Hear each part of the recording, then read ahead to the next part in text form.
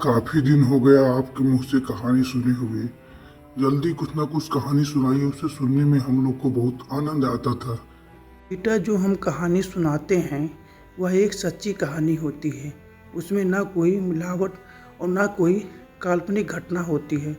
मैं जो सुनाता हूँ वह अपने आप की बीती और सच्ची कहानी सुनाता हूँ। चाचा ठीक है, हम लोग आप ही का इंतजार कर रहे थे।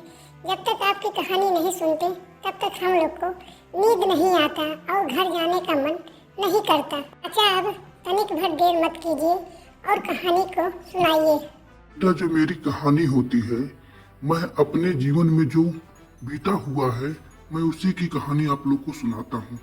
जैसे मैं पहले मुंबई में काम करता था, तो मैं काम करके गांव के रास्ते घर जाता था।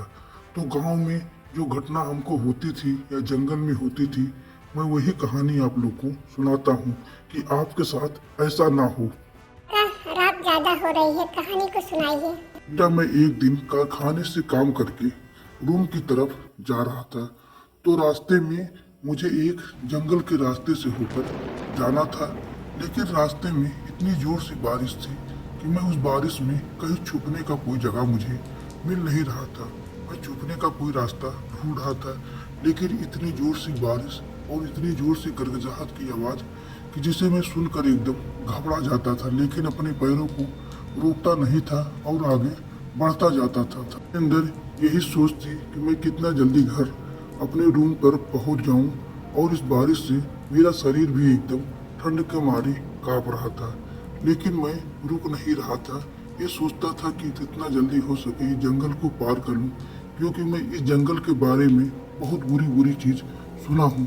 जो इस जंगल में आता है वह फिर जीवित बाहर नहीं जाता।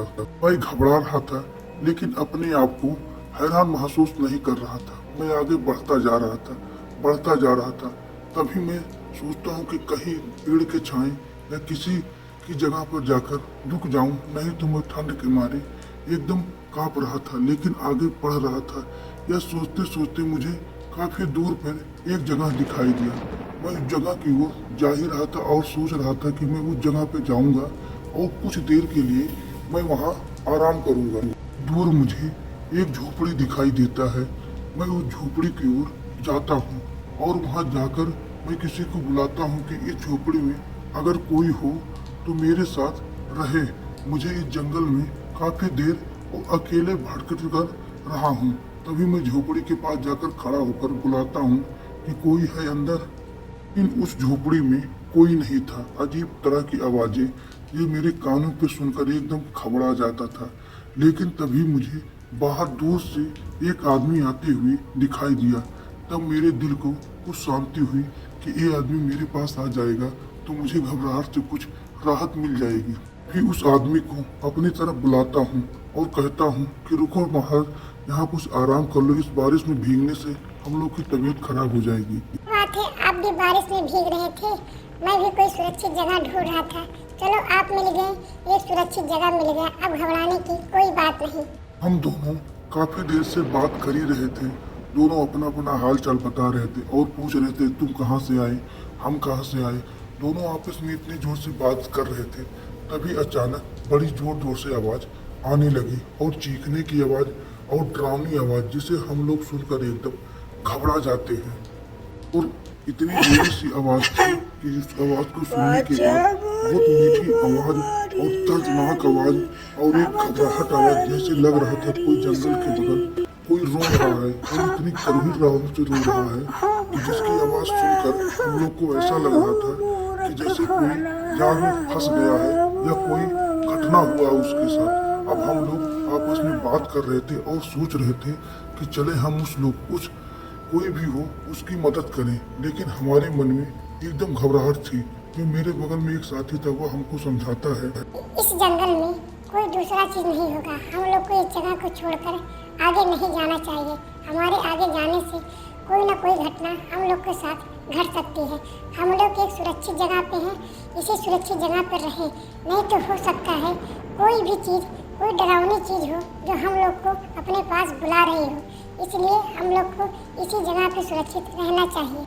नहीं नहीं, तुम यहीं पे रहो, मैं जाकर देख कर आता हूँ जंगल में कौन सा लड़की है जो इतनी चीख रही है और इतनी चिल्ला रही है, मैं उसकी मदद करने जरूर जाऊंगा।